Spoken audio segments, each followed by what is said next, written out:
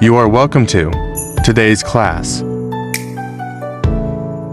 Today we are looking at how to write your first chapter.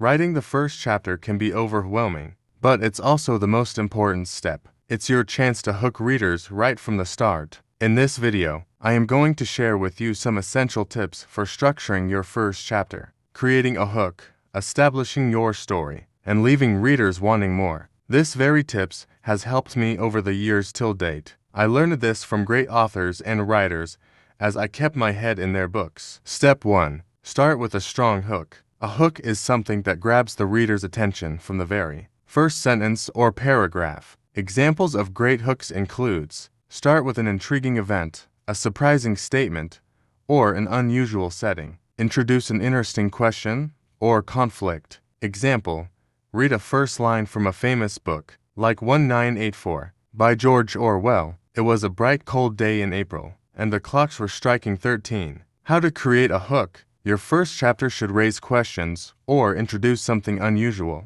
drawing the reader in. Don't start your first chapter with personal issues and sad outlines. Step 2. Introduce the main character. First impression matters.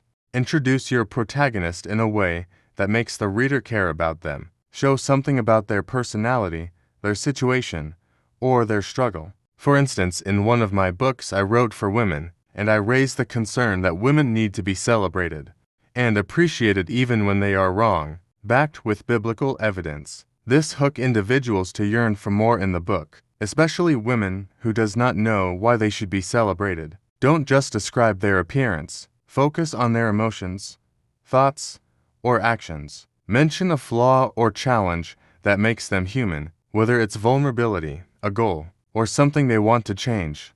Step 3. Establish the setting and world. Context for the reader.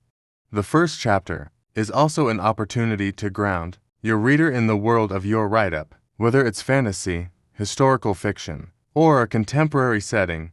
Give your readers a sense of place and time. Balance description with action.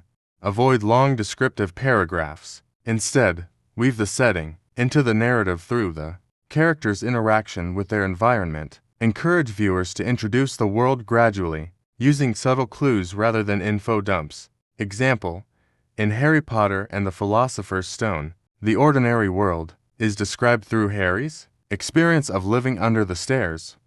Step 4. Introduce conflict or stakes. Start the tension early.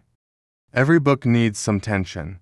The first chapter should hint at the larger conflict that will drive the plot. What problem does the main character face? Here disclose the external and internal conflict of your content. External conflict. Something happening around the character, for example, a natural disaster, an antagonist. Internal conflict. The character's personal struggle, for example, fear of failure, self-doubt. Step 5.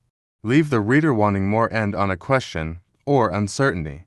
Your first chapter should leave readers with unanswered questions or a sense of suspense. Make them curious enough to want to continue reading. Introduce something that will make them think, what happens next? It is called cliffhanger or foreshadowing. Until you are able to foreshadow to your readers, you can't tell who reads your book to end.